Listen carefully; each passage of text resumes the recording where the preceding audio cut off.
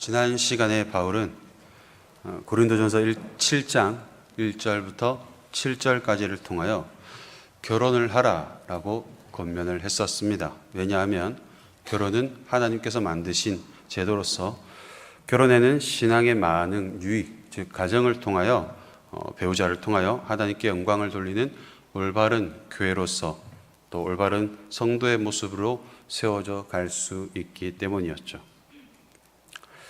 자, 그렇다면 이 편지를 받은 고린도 교회 성도들 가운데서는 이미 성도들끼리 결혼을 하여서 믿음의 가정을 이룬 그러한 복된 모습도 있을 것입니다. 그러나 그 중에는 미혼자들 그리고 이혼자들 또는 불신자와 결혼을 했거나 또는 불신으로 결혼한 상태에서 혼자 믿고 개종하여서 한 가정 전체를 하나님의 교회로서 아직 세우지 못한 그러한 가정들, 이러한 가정들이 있겠죠.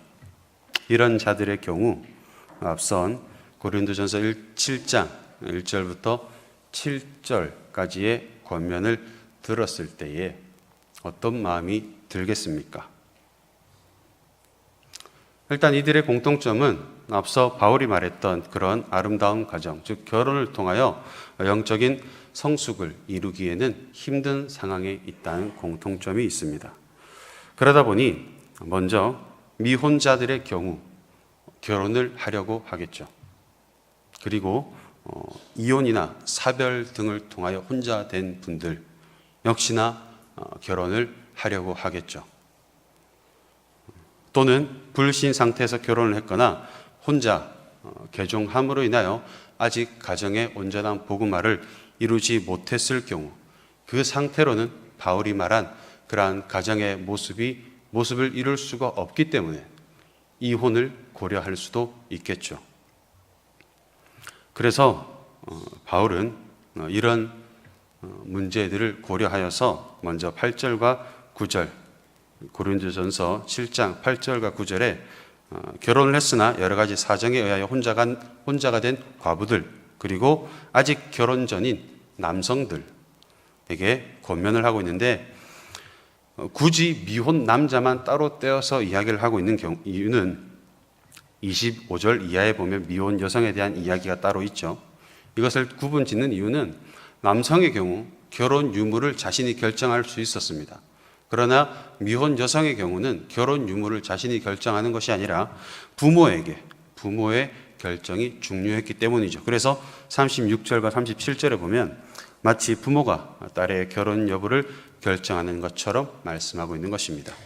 아무튼 먼저 미혼 남성과 과부들에게 이렇게 말합니다. 혹시라도 정욕이 불같이 타오르거든 혼인하라. 그러나 그렇지 않으면 그냥 혼자 지내는 것이 좋다. 라고 말씀하고 있습니다. 다시 오늘 본문의 내용을 반영해서 다시 단어들을 바꾸어서 읽어보면 이렇게 되겠죠. 현재 그 모습 그대로 지내라 는 것입니다. 그리고 두 번째로 10절부터 16절까지 말씀을 통해서 이미 결혼을 했으나 가정 안에 온전히 복음화를 이루지 못한 그들에게는 이렇게 말합니다. 굳이 이혼하려고 하지 마라. 현재 꾸려진 그 가정을 통해서 즉 먼저 믿은 나를 통해서 하나님이 너의 배우자를 구원하실 줄 누가 아느냐. 그러므로 배우자를 버리지 말라. 이혼하지 말라.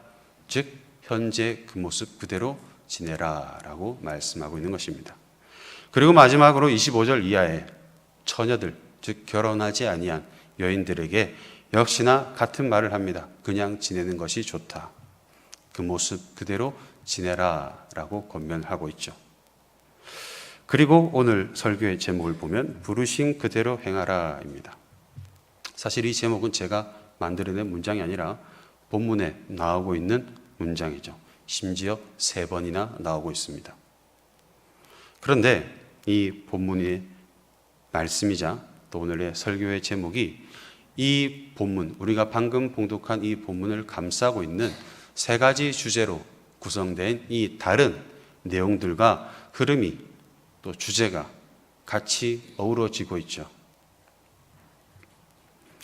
무슨 말인가 하면 바울은 먼저 극단적 금욕주의에 대하여 올바른 결혼을 하라, 올바른 가정을 이루라, 하나님께서 원하시는 그러한 가정의 모습을 꾸려가라 라고 권면을 한 이후에 혹시라도 이 본문을 잘못 이해하여서 오해하여서 지금 현재 처해 있는 그 상황을 어떻게든지 벗어나 보려 할지 모르는 또 다른 상황에 대한 권면을 이렇게 장황하게 하고 있는 중이고, 그 가운데 오늘 저희가 봉독한 이 본문은 그 모든 내용들의 핵심 부분이라는 것입니다.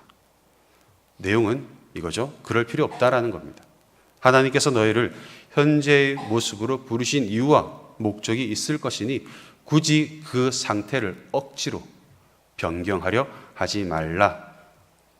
그저 부르신 그대로 행하라라는 것입니다. 그리고 이것을 잘 설명하고 또한 그 범위를 조금 이렇게 확장시키기 위하여 바울은 실제적인 예 두 가지, 즉 종교적인 이슈였던 할례와 그리고 사회적 이슈였던 당시의 신분 제도를 예를 들어서 설명하고 있는 것입니다. 먼저 오늘 본문에 보면 행하라라는 말이 있는데, 이 말은 길을 따라가는 그러한 이미지로서 사람이 걸어가고 있는 길이 있다면 굳이 방향을 바꾸지 말고 걸어가던 방향 그대로 걸어가라라는 말입니다. 결국 하나님께서 너를 부르셨던 그 모습 그대로 이어서 따라서 걸어가라, 외적인 환경을 바꾸지 마라라는 말이죠. 바울이 하고자 하는 말이 이 한 문장에 다 들어가 있는데, 왜 그래도 되는가? 왜 그래도 되는가에 대해서 두 가지로 말씀하고 있는데, 먼저 할례입니다. 할례. 18절에 보면 할례자로서 부르심을 받은 자가 있느냐? 무할례자가 되지 말며 무할례자로 부르심을 받은 자가 있느냐? 할례를 받지 말라라고 말씀하고 있습니다. 우리는 이미 할례가 어떠한 것인지 알고 있죠. 유대교들이 유대교적인 전통을 따라서 난지 8일 되었을 때에 행하는 의식입니다. 그런데 할례자로서 부르심을 받은 자가 있느냐? 즉 유대교적 전통 가운데서 태어나서 유대교적인 삶을 살아왔는데 어느 순간 부르심을 받은 거죠. 하나님께서 그를 찾아오심으로 말미암아 기독교로 개종을 한 자들을 의미하는 것입니다. 그런데 이런 자들이 왜 잘 있다가 갑자기 무할례자가 되려고 할까요? 정말 재미있는 이야기입니다. 일단 고린도 시에는 하나님을 믿는 자들이 많을까요? 아니면 하나님을 믿지 않는 자들이 더 많을까요?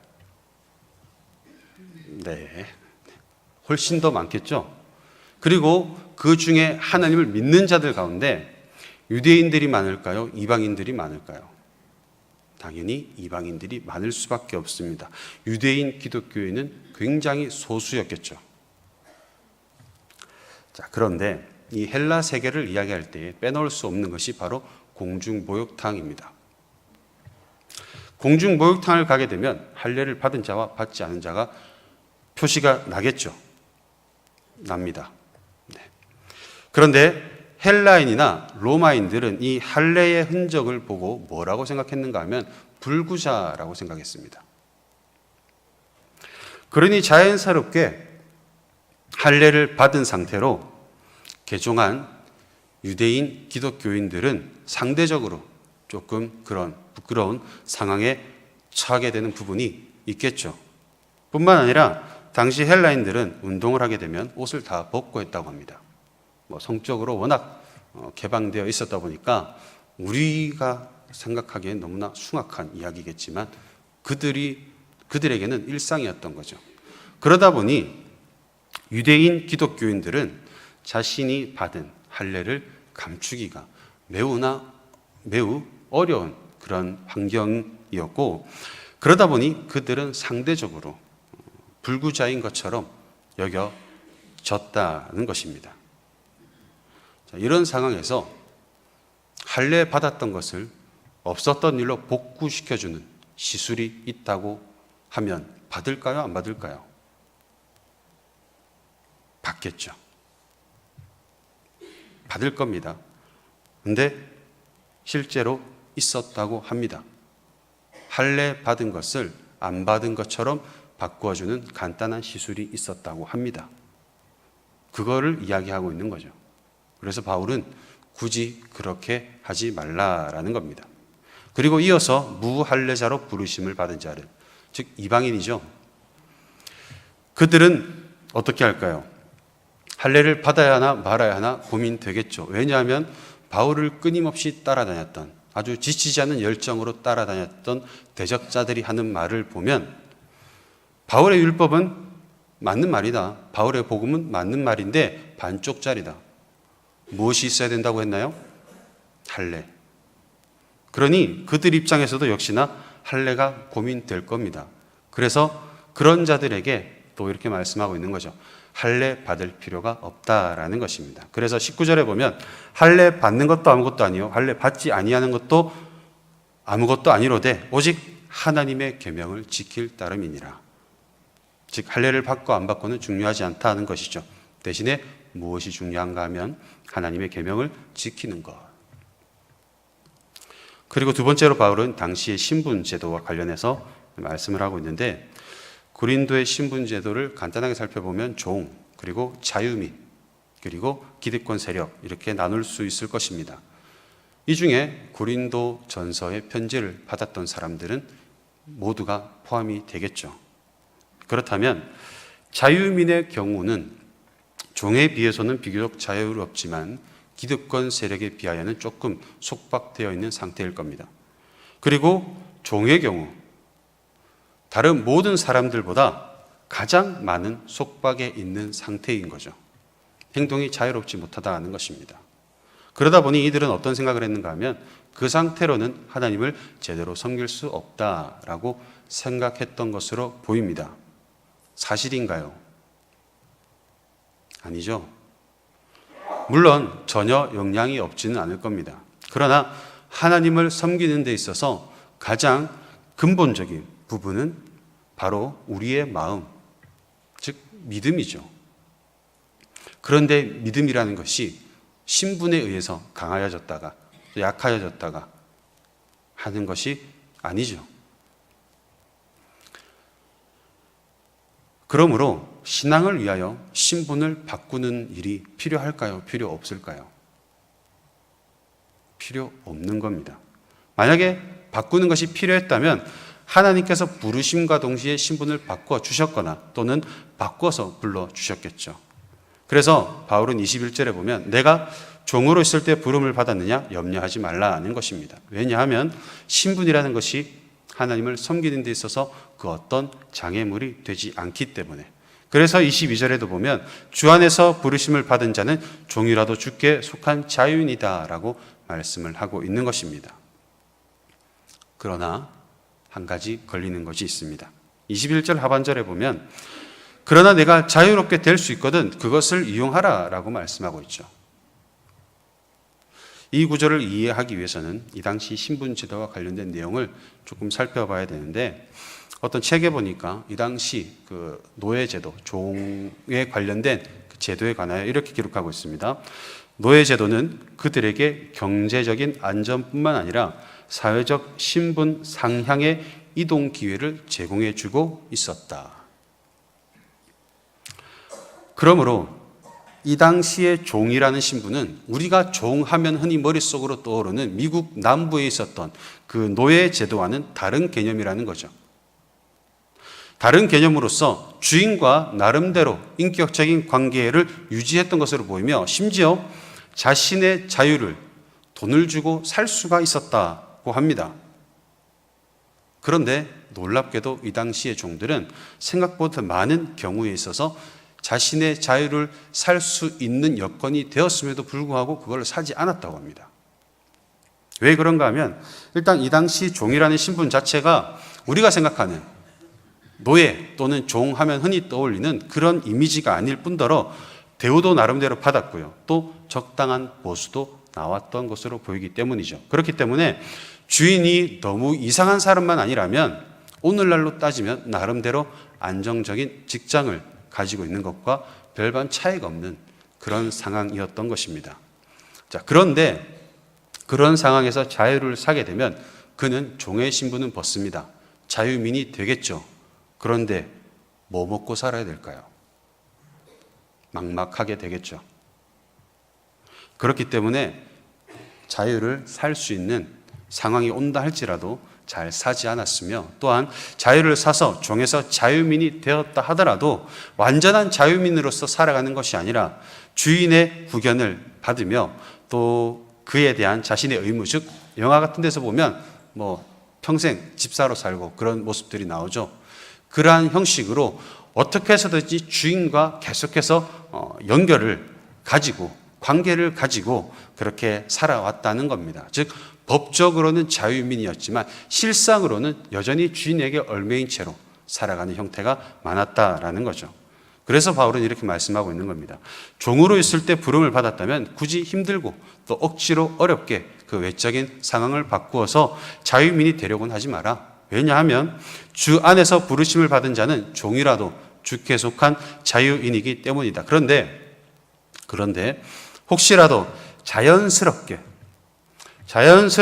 자유민이 될 수 있는 상황이 생긴다면 자유민이 되어도 좋다. 왜냐하면 23절에 너희는 하나님이 값을 지불하고 사신 존재이기 때문에 사람의 종, 즉 사람에게 얽매여 있어서는 안 되기 때문에, 대신에 누구의 종이 되어라고 말씀하고 있는가 하면 그리스도의 종이 되어라라고 말씀하고 있는 것이죠. 그러면 한번 정리를 해보겠습니다. 우선 바울은 현재 외적인 환경을 급격하게 바꾸려는 그러한 자들에게 권면을 하고 있습니다. 그런데 이 권면은 결혼에서 시작된 것이죠. 그러나 결혼에 국한 짓는 것이 아니라 모든 환경으로 확장시켜서 이야기를 하고 있습니다. 그래서 바울이 하는 말의 논지가 무엇인가 하면 외적인 환경을 바꾸기 위하여 억지로 바둥바둥 거리지 말라는 것입니다. 왜냐하면 너희를 그 모습으로 부르셨다는 것은 그 위치에서 그 자리에서 뭔가 하나님이 하실 일이 있으실 것인데 우리는 그 일이 무엇인지 모르기 때문에, 그렇기 때문에 외적인 환경을 바꾸기보다는 무엇을 하라고 권면하고 있는가 하면 그리스도의 종으로서 하나님의 계명을 지켜라라고 권면하고 있는 것입니다. 그래서 가장 마지막인 24절에 보면 형제들아, 즉 그리스도 안에서 그리스도로 인하여 나와 연합한 한 형제된 형제들아, 너희는 각각 부르심을 받은 그 환경에 자족하며 하나님과 함께 거하라. 이것이 가장 중요한 것이다 라고 말씀을 하고 있는 것입니다. 이 말씀 잘 기억하여서 우리가 현재 있는 그 환경에 연연하지 아니하고 허락되어진 자리에서 온 힘을 다하여 하나님과 함께 그의 계명을 따라 그리스도의 종으로서 살아들이시는 성도님들 되시기를 주님의 이름으로 소원합니다.